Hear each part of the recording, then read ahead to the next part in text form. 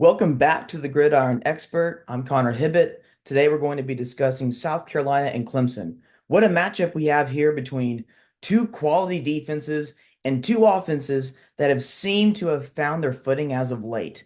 When you looked at South Carolina coming into the season, if you were to look at their roster, their defense looked to be the best it's been in probably about a decade or so. The defensive line was stacked. They had good depth. They brought in some quality freshmen. The linebackers had some quality experience returning, and the secondary, especially at safety, was set. And so this was a senior laden South Carolina defense. So you figured the defense was going to be good. The question was for South Carolina coming into the year was the offense. They had some young players in the skill position, especially at wide receiver and at quarterback with Lenore Sellers. But over the stretch of the season, early on, you saw some of the miscues offensively. The defense was really good. And then in the last month or so of the season, the South Carolina offense has really begun to improve and really begun to stop having those self-inflicted wounds. Clemson coming into the year had very high expectations as they have for several years running now. They don't have the quality depth that they have in the past, but a lot of the starters are pretty good. And the question was for Clemson, could Cade Klubnik take that next step?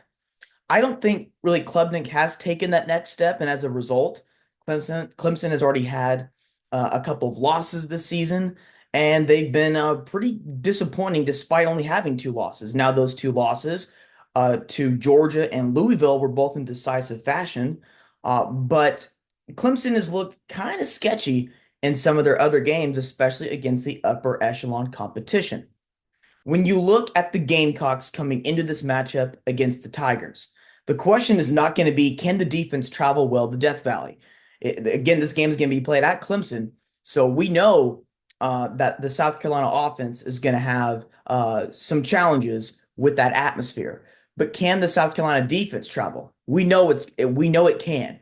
The question for South Carolina in this matchup is what can the offense do in this atmosphere?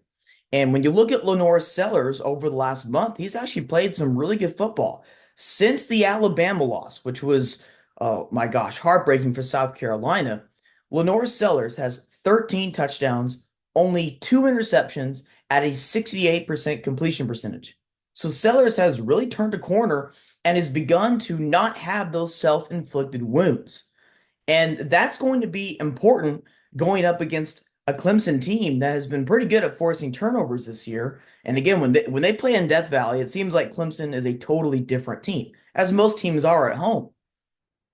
And then when you look at how this matchup's going to look on the field, rather than just the atmosphere, the South Carolina offense, and Ladora Sellers, when you look at how these teams match up specifically, position group to position group, the thing that stands out to me the most has been the inability of both the Clemson and the South Carolina offensive lines to consistently block up front.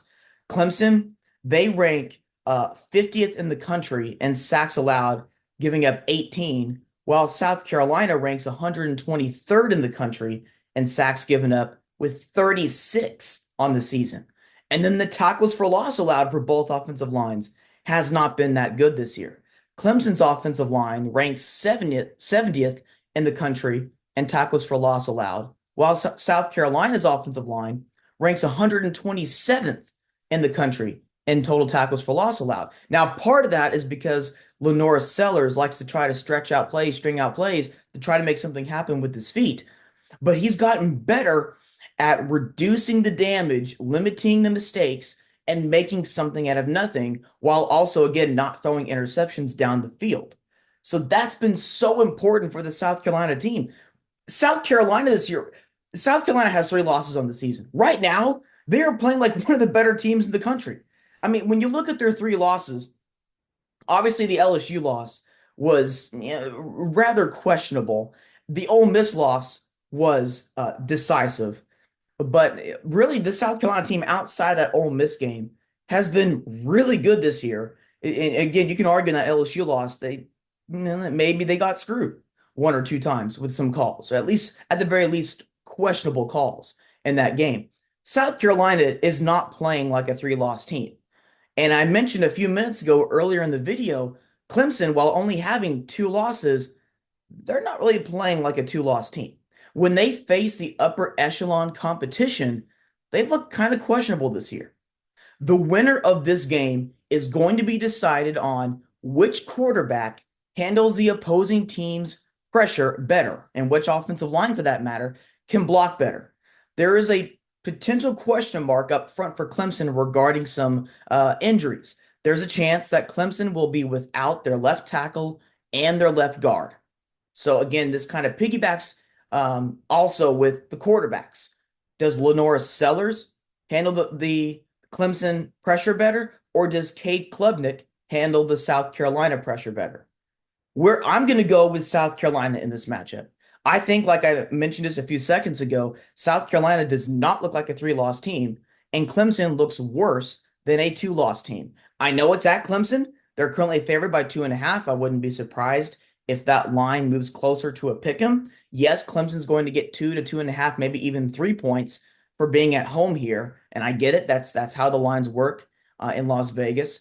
But I'm going to take South Carolina money line and South Carolina plus 2.5 in this game. You might be seeing this tomorrow morning in a post. I'm going to go with the Gamecocks outright here to pull off the upset, and South Carolina might just be a playoff contender despite the three losses in the loss column.